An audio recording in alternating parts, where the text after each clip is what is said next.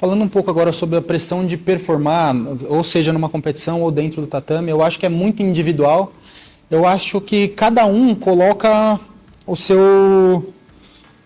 aonde quer alcançar, aonde quer chegar, né? Então eu acho que, particularmente, a minha pressão era onde eu queria chegar e o que eu me colocava de pressão para chegar nesse lugar ou a pressão de não ter chegado. Então eu acho que cada um coloca o seu foco, seu objetivo, e aí você se pressiona acima disso. Tem gente que tem um foco pequeno, às vezes é um foco pequeno assim, jeito de falar, mas eu quero fazer uma atividade, é um estilo de vida, eu quero ter algo para o meu bem-estar.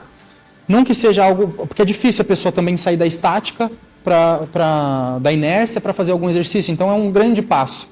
Mas é um objetivo, assim, ele vai se pressionar para fazer aquilo. Quero treinar 3 vezes na semana, ele vai se colocar sob pressão para 3 vezes na semana e ele precisa aceitar a performance dele de acordo com 3 vezes na semana. Também tem isso, né? Como é que ele vai performar treinando 3 vezes na semana? Agora, uma pessoa que coloca, quero ganhar um campeonato, ela vai colocar a pressão dela em cima daquilo. Então eu sempre coloquei minha pressão de acordo com coisas que eu queria ganhar. E eu nunca quis pequenas coisas, assim. Sempre foi coisas assim, que eram mais difíceis, que eu demandava um pouco mais de esforço, um pouco mais de dedicação, que não era fácil de eu conseguir, não dependia só de mim, assim, mas tinha vários cenários, assim, não era só eu ir treinar. Era eu competir com alguém e ganhar dessa pessoa. Então, eu sempre me coloquei nessa pressão de performar, e ainda mais depois que eu virei professor, eu acho que eu coloco uma pressão onde eu quero ser um exemplo para os meus alunos, assim. Então, por exemplo, eu gosto de ver meus alunos ganhando, assim. Pode falar um pouco sobre ego também, mas eu quero que meus alunos vejam, que eles aprendam comigo. Eu quero ser uma referência para os meus alunos, assim. Eu quero que eles me tomem como exemplo. Então, hoje em dia, eu levo essa pressão de eu querer ser exemplo. Eu acho que é uma pressão até maior do que competir. Acho que você ser referência, você ser exemplo para alguém, demanda uma pressão muito maior, porque você não sabe o que eles estão olhando de você. Você não sabe o que eles estão tirando de lição ali. Então, às vezes, você faz um detalhe, um exemplo ruim. Você tem 99 bom, um ruim, mas seu aluno vai se apegar naquele um ruim. Então, essa pressão de você ser um bom exemplo é o que mais me pega hoje em dia. Sobre eu lutar campeonatos que eu não estava preparado, já tive sim. Eu passei um gap da minha vida, assim, durante a pandemia, abandonei o jiu-jitsu. Eu tive uma briga com o jiu-jitsu. Eu e o jiu-jitsu. Meu mental brigou com o jiu-jitsu, eu meio que me afastei um pouco do jiu-jitsu, assim. E quando eu voltei a treinar, eu tinha pouco tempo de treino, assim, eu tinha 1 mês, e um amigo falou, vamos lutar um campeonato. E eu me joguei no campeonato. Eu nem estava treinando direito, em 2 semanas eu treinei todos os dias, assim, até o campeonato, e me joguei no campeonato. Foi um campeonato nacional da CBJJE, eu fiquei em 2º lugar, foi uma experiência legal, foi algo que me fez voltar um pouco, a tomar um pouco mais de gosto pelo jiu-jitsu, relembrar um pouco, por mais que hoje em dia eu não gosto de competição, não é uma posição confortável para mim, mas eu já tive essa experiência de não estar muito preparado, e acho que se eu tivesse me preparado melhor, meu resultado seria melhor ainda, teria sido uma experiência muito mais confortável, teria sido muito melhor, mas eu acho que eu precisava eu acho que eu competi naquele momento porque é o que precisava me trazer para o jiu-jitsu na época.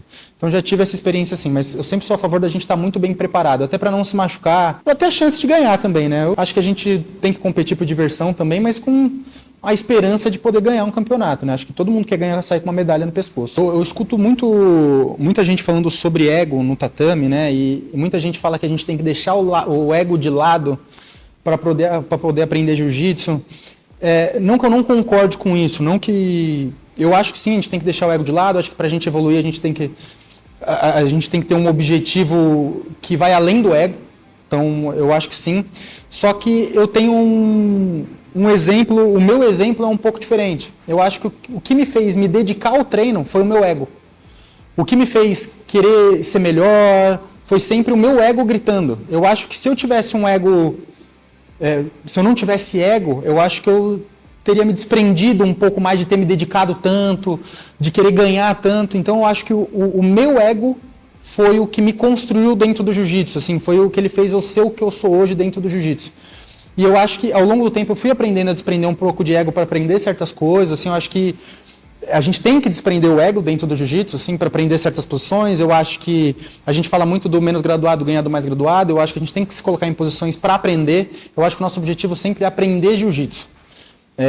Então, isso vai além do ego, sim, mas o ego fez eu me dedicar ao que eu sou hoje. Então, eu sou muito grato ao meu ego por causa disso, mas eu tive que trabalhar ele muito ao longo do tempo. Assim, hoje em dia, para mim é muito fácil falar de ego, assim, né? Eu sou faixa preta, acho que eu já construí algo que eu queria ter construído dentro de mim, sou muito feliz com o que eu alcancei dentro do jiu-jitsu, sou muito satisfeito.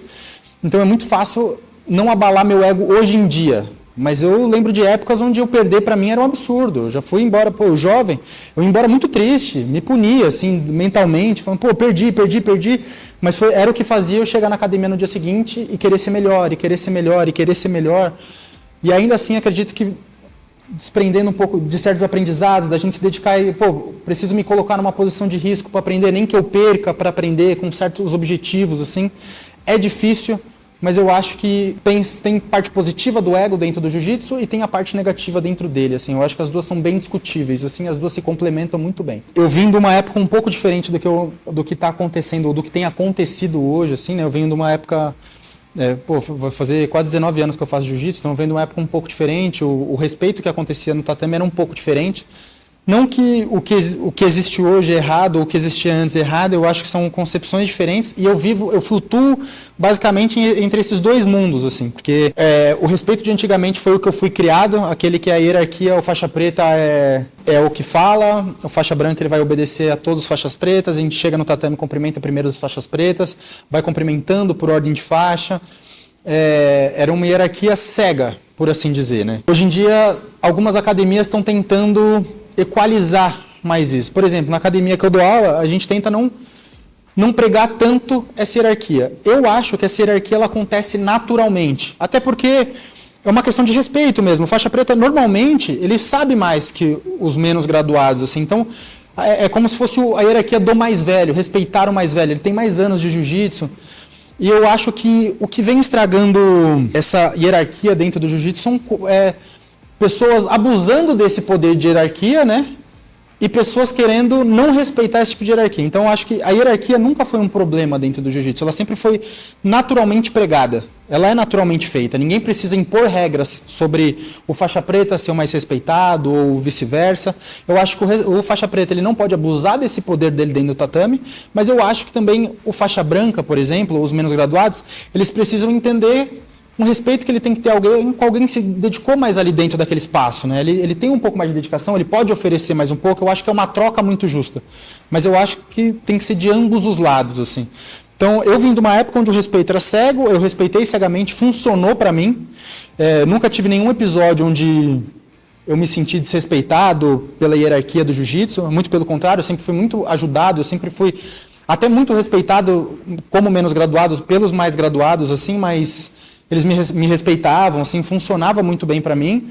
Então eu não tenho do que reclamar da tradição de antigamente. Mas eu vejo hoje em dia isso mudando um pouco, eles tentando equalizar e na minha vez de ser faixa preta isso acontecendo eu acho injusto. Mas a gente também tem que entender que os tempos estão mudando, eu acho que os frequentadores estão mudando, o jiu-jitsu tem virado um pouco mais comercial e isso é bom e ruim ao mesmo tempo. Assim, quando eu comecei o jiu-jitsu era para um público diferente do que é hoje. A gente tentou popularizar mais ele, tornou ele um ambiente mais comercial, assim. Isso trouxe mais público para o jiu-jitsu, trouxe mais visibilidade, mas ao mesmo tempo a gente tem que entender que a gente está mudando o público que a gente está trabalhando. Antigamente era um público diferente. Acho que quando o jiu-jitsu começou era um público bem diferente, assim, né? Ele foi criado baseado num discurso, e eu acho que a gente vem tentando mudar esse discurso por muito tempo. E acho que a gente está chegando nesse patamar dele estar um pouco mais comercial, popularizado, atingindo todos os públicos, tentando atingir todos os públicos. E acho que a gente tem que ir se moldando conforme o público vai mudando, assim. Mas eu acho que dentro do tatame existe um respeito natural, é uma hierarquia natural. Aqui a gente nunca pregou, na academia que eu dou aula, a gente nunca pregou isso e aconteceu naturalmente, a gente nunca teve problema com isso, muito pelo contrário. A gente tem um respeito muito, muito consensual entre os menos graduados e os mais graduados. Eu e os meus alunos, a gente se dá super bem, somos amigos pessoais, assim, se tornaram amigos, assim, então não acho que tenha isso. Para falar um pouco também sobre respeito e esse parâmetro entre respeito e brincadeira, é muito complicado para mim, porque eu sempre fui um cara muito brincalhão, assim. Então, eu acho que existe uma linha muito tênue entre a gente... Não é nenhuma linha tênue, eu acho que vai de como o professor, no caso, vai tocar isso, porque eu sou muito brincalhão, mas a gente tem que saber momentos. E eu preciso passar esses momentos para os meus alunos. A aula não é uma constante brincadeira, eles precisam ter noção disso, mas eu faço questão de criar um ambiente distraído, um ambiente tranquilo, assim, de conversa, até porque a gente tem muitos alunos aqui que vêm depois do trabalho, está cansado. Ele não quer chegar aqui, vamos treinar, o aluno só vai apanhar. Não, às vezes ele não quer isso. Às vezes ele quer chegar aqui, quer dar um treino, quer sair melhor do que ele entrou, quer ter aquela sensação de prazer e ainda assim bater um papo, sair comer uma pizza, ter uma conversa no final do dia, ter uma boa conexão. Eu acho que a gente conseguindo criar brincadeiras assim, saudáveis, lógico, a gente cria laços melhores, a gente não cria aquela distância entre professor e aluno, no caso, e o professor conseguir intermediar essas brincadeiras, ele consegue aproximar alunos, ele consegue se apresentar, ele consegue... Às vezes um aluno novo chega na primeira aula, todo mundo que chega na primeira aula não está confortável, ele está num ambiente novo, e aí o professor faz uma brincadeira, torna aquele ambiente mais leve para o aluno, se torna mais próximo daquele aluno. Então eu acho que existem tipos de brincadeira que podem ser feitas no tatame, eu acho que tem certos tipos de brincadeira que não são pertinentes dentro do tatame, eu acho que ainda existe um respeito, precisa existir um respeito muito grande do que se faz dentro do tatame, inclusive isso é uma coisa que vem se perdendo e eu sou totalmente contra. Eu acho que existem certos comportamentos que o tatame é um lugar de grande importância, assim, um lugar diferente, ele é para ser feito diferente, não é para você fazer o que você faz lá fora aqui dentro, ele necessita respeito aqui dentro. E dessa tradição de respeito dentro do tatame eu acho que eu levo para a vida. E existem certos tipos de brincadeira que não são pertinentes dentro do tatame, existem certos tipos de assunto que não são pertinentes, existem certos tipos de comportamento que não são, e as brincadeiras, tem certos tipos de brincadeira que estão escondidas de brincadeira ali e acabam ferindo, ofendem. O tatame, ele é um ambiente para todo mundo, ele tem que ser para todo mundo, ele tem que agradar todo mundo. Com certeza ele não vai agradar todo mundo, mas a gente precisa caminhar para popularizar ele e agradar a todos.